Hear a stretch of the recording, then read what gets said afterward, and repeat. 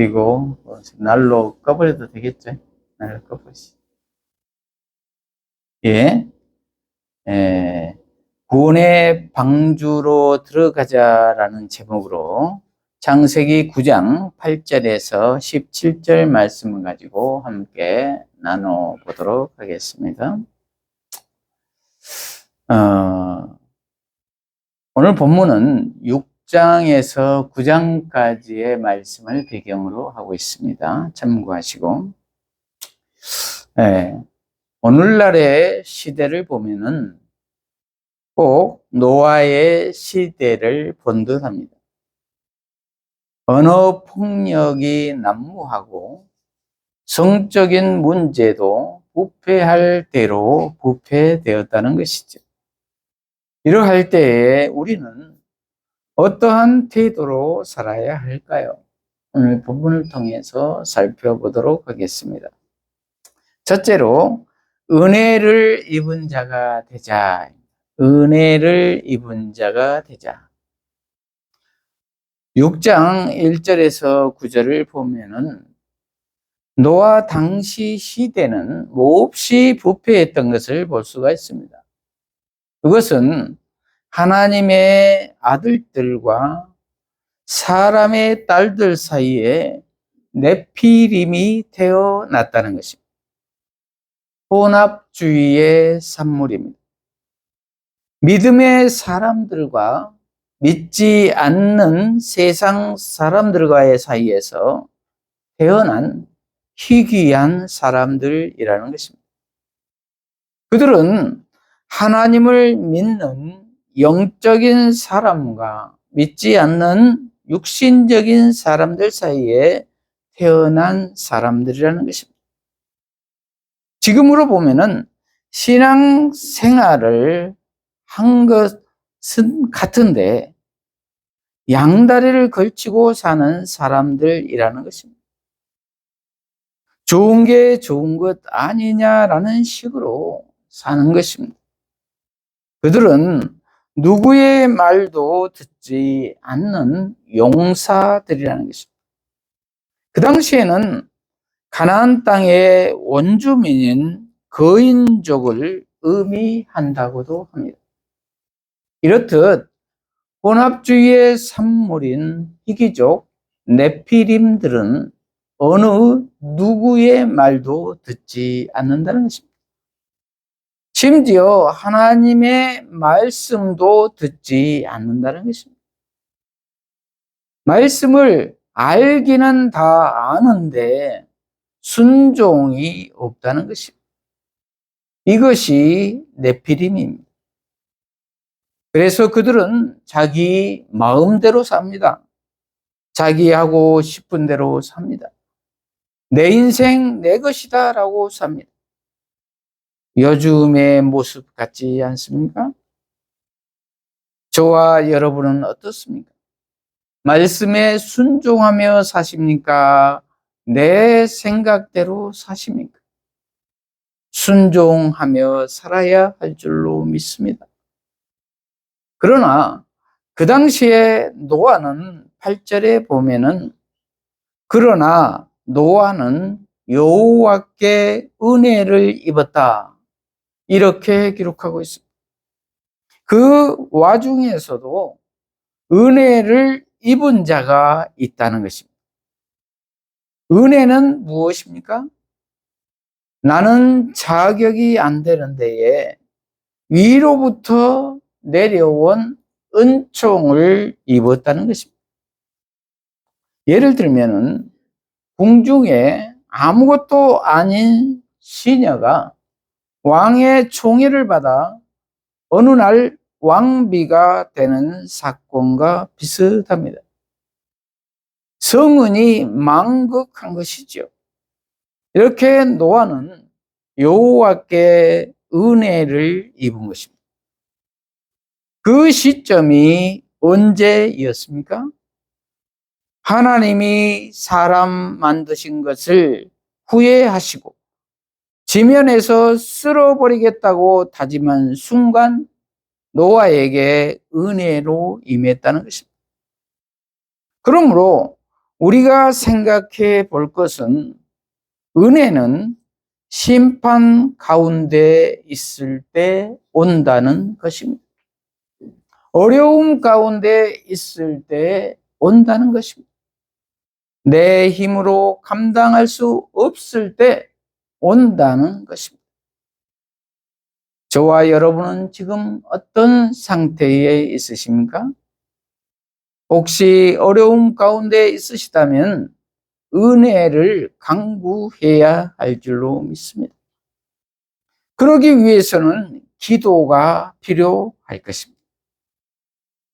둘째로 순종하자입니다. 순종하자. 6장 9절을 보면 노아의 내력은 이렇다. 노아는 당대의 의로운 사람으로 흠이 없었으며 노아는 하나님과 동행하였다. 이렇게 기록하고 있습니다. 전 단락에서 노아가 여호와께 은혜를 입었다고 했는데 왜 은혜를 입었는지에 대해서 연결된 것 같습니다. 노아는 어떻다고 했습니까? 노아의 이력은 이렇다. 노아는 당대의 의로운 사람으로 흠이 없었으며 하나님과 동행하였다. 이렇게 기록하고 있습니다. 당대의 의로운 사람의 기준은 무엇이었습니까? 첫째로 흠이 없었다라고 기록하고 있습니다. 그런데 어떻게 사람이 흠이 없을 수가 있나요? 우리가 생각하기에는 불가능하지요. 그런데 노아는 그랬다는 것입니다. 어떻게 흠이 없었는지는 기록이 없어서 우리가 알 수는 없지만 추측하기에는 하나님 보시기에 합당했다는 말로 생각이 됩니다. 하나님이 주권자이시기에 하나님이 옳다고 하면 옳은 것이지요. 의로운 것이지요. 그런데 후속으로 나오는 단어에 노아는 하나님과 동행하였다. 이렇게 기록하고 있습니다. 그래서 우리는 또 추측해 볼 수가 있습니다. 의로움의 기준은 하나님과 동행하는 것이다 라고 말입니다. 하나님과 동행하면은 제가 함께 할 수 있을까요? 함께 할 수 없을 것입니다. 왜냐하면은 하나님 자체가 죄와는 상관없으신 분이기 때문입니다. 거룩하신 분이시기 때문입니다. 그래서 구약을 보면은 하나님을 직면하면은 바로 즉사하게 되어 있잖아요. 그래서 모세가 시내산에 올라가서 대표로 십계명을 받지요. 그리고 지성소에서는 대제사장만 지성소에 들어가서 하나님의 말씀을 듣지요. 그런데 노아는 하나님과 동행하였다. 이렇게 기록하고 있습니다. 아주 놀라운 일입니다. 어떻게 죄 많은 사람이 하나님과 동행하다니요? 그러나 노아가 그랬다는 것입니다. 은혜 중에 은혜입니다. 저와 여러분도 이러한 은혜를 받으시기를 축복합니다. 그래서 노아는 10절에 보면은 결혼을 해서 스라에 셈과 함과 야벳 이렇게 세 아들을 낳았다고 기록하고 있습니다. 그러나 그 땅은 여전히 하나님 앞에서 부패하고 폭력으로 가득하였다고 11절에 기록하고 있습니다. 12절 하나님께서 그 땅을 보시니 모든 육체의 마지막이 내 앞에 이르렀으니 그 땅에 그들로 말미암아 폭력이 가득 찼기 때문이다. 보아라, 내가 그들을 그 땅과 함께 진멸하리라. 이렇게 기록하고 있습니다. 요즘의 세상의 상황과 비슷하지 않습니까? 심판이 임박한 것 같습니다. 깨어 경성해야 할 것 같습니다. 그래서 하나님께서는 노아에게 방주를 만들라고 하십니다. 그 규격은 길이 300규빗, 넓이 50규빗, 높이 30규빗이라고 합니다. 방주는 요즘으로 환산하면은 3층 구조로 길이 137m, 넓이 23m, 높이 13.7m였습니다. 그때 당시에는 아주 큰 베이지요. 그래서 그 안으로 정결한 짐승 암수를 7쌍, 정결치 못한 짐승 1쌍을 데려가고 하늘의 새들도 암수를 7쌍 데리고 가서 그 씨가 살아남게 하라고 합니다. 여기에서 7은 완전수로서 상징수입니다. 그런데 어떻게 그들이 다 노아의 말을 듣고 배 안으로 들어오겠습니까?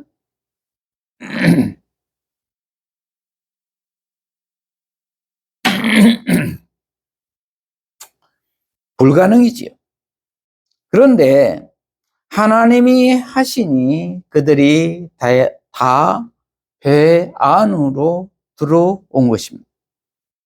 그래서 하나님께서는 구원의 방주를 만드시고 구원이 예정된 모든 것들은 다 그 안으로 들어오게 된 것입니다. 이 모든 일을 계획하신 하나님의 계획에 노아가 순종한 것입니다. 6장 22절에 보면은 노아가 그대로 하였으니 하나님께서 자기에게 명령하신 대로 다 하였다. 이렇게 기록하고 있습니다. 아주 대단한 믿음이지요. 대단한 순종이지요. 그런데 노아 자체가 그러한 대단한 믿음과 순종을 가졌을까요? 아니지요. 하나님께서 그러한 순종을 하도록 믿음을 주셨지요. 그래서 은혜를 입었다.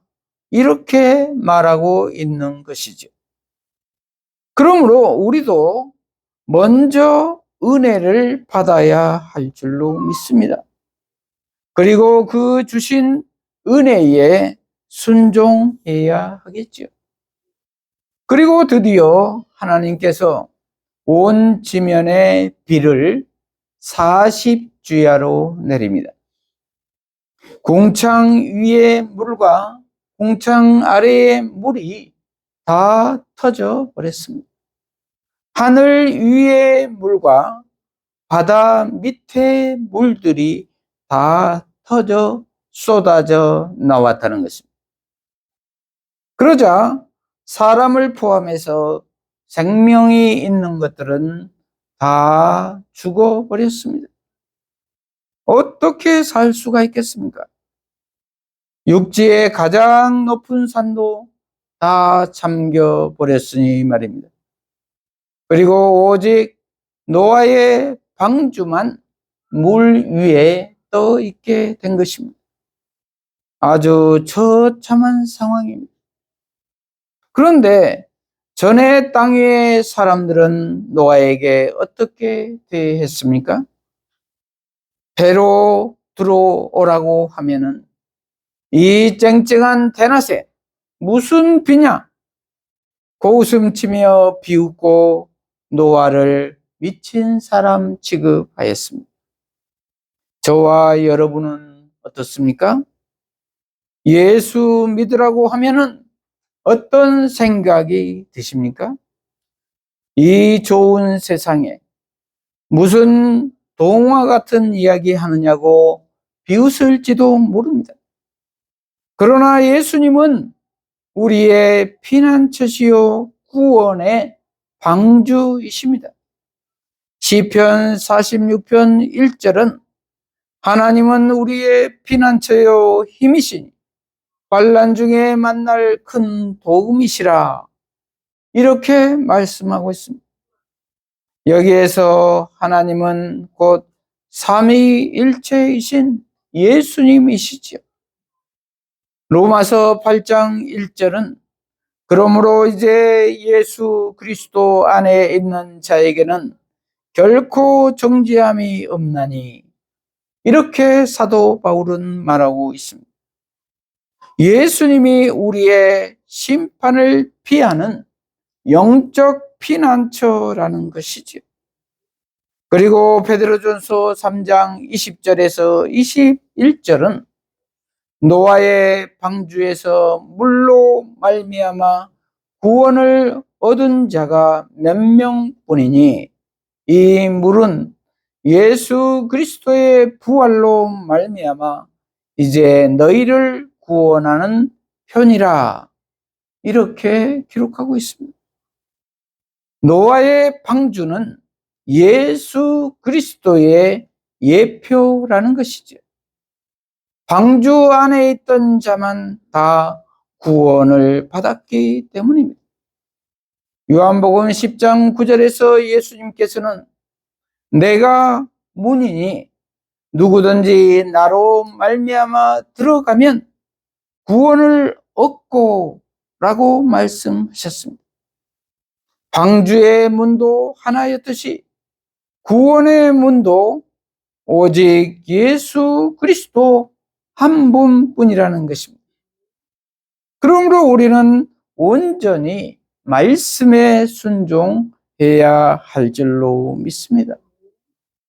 셋째로 예배를 드리자. 예배를 드리자.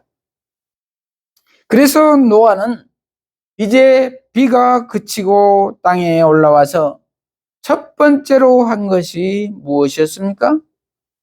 8장 20절에 보면은 노아가 여호와께 제단을 쌓고 모든 정결한 짐승과 모든 정결한 새 가운데서 제물을 택하여 그 제단 위에 번제를 드렸는데 여호와께서 그 향기를 맡으시고 마음속으로 말씀하셨다.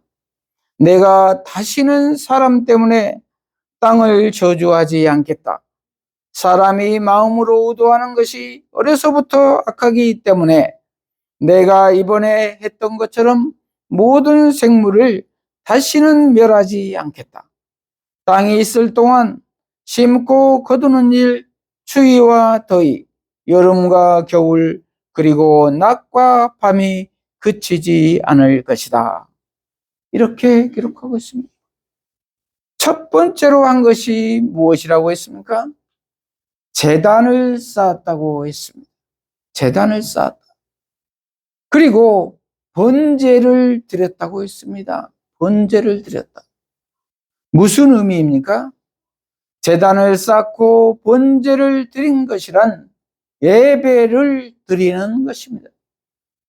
그리고 예배 중에 내 대신 짐승과 새가 제단에서 불로 태워져 죽는 것입니다.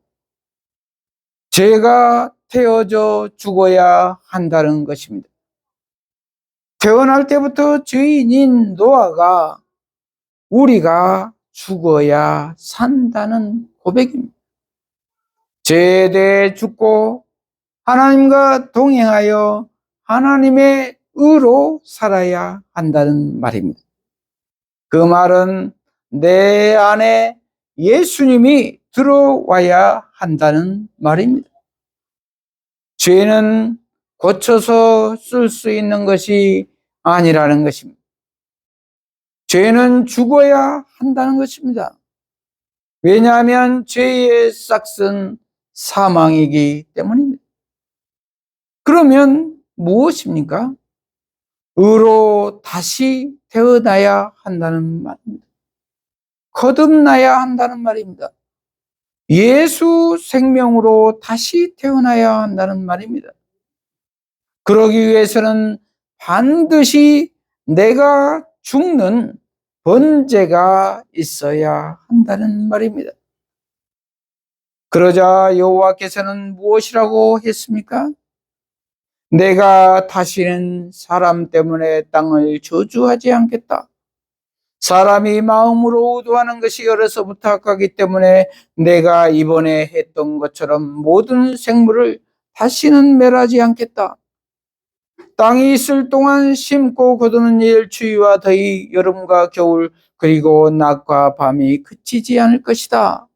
이렇게 말씀하셨습니다. 용서하시고 모든 것을 회복시켜 주셨다는 것입니다. 이 얼마나 큰 은혜입니까? 순종하고 맡기고 제단을 쌓고 번제만 드렸는데 이렇게 모든 것을 회복시켜 주시다니 참으로 감사할 뿐입니다. 그러므로 우리는 온전한 예배를 드려야 할 것입니다. 온전한 예배는 내 자신을 온전히 하나님께 다 드리는 것입니다. 넷째로 구원의 방주로 들어가자. 구원의 방주로 들어가자. 이제 하나님은 용서와 아울러 새 언약과 징표를 주십니다. 9장 9절에 보면은 보아라 내가 내 언약을 세울 것이니 너희와 너희 후손과 너희와 함께한 모든 생명체 곧 새와 가축과 너희와 함께한 땅의 모든 생물 방주에서 나온 모든 것들 곧 땅의 모든 생물과 세운다. 내가 너희와 내 언약을 세울 것이니 모든 육체가 다시는 홍수로 멸절되지 않을 것이며 땅을 멸할 홍수가 다시는 없을 것이다. 하나님께서 말씀하셨다. 이것이 나와 너희 사이에 그리고 너희와 함께하는 모든 생물 사이에 내가 대대로 주는 언약의 표이다. 내가 내 무지개를 구름 속에 두었으니 그것이 나와 땅 사이에 언약의 징표가 될 것이다. 이렇게 기록하고 있습니다. 새 언약이 무엇입니까? 다시는 홍수로 멸절하지 않겠다라는 것입니다. 무엇 때문에 그랬다고 했습니까? 8장 20절 21절에 보면은 노아가 여호와께 제단을 쌓고 모든 정결한 짐승과 모든 정결한 새 가운데서 제물을 택하여 그 제단 위에 번제로 드렸는데 여호와께서 그 향기를 맡으시고 마음속으로 말씀하셨다.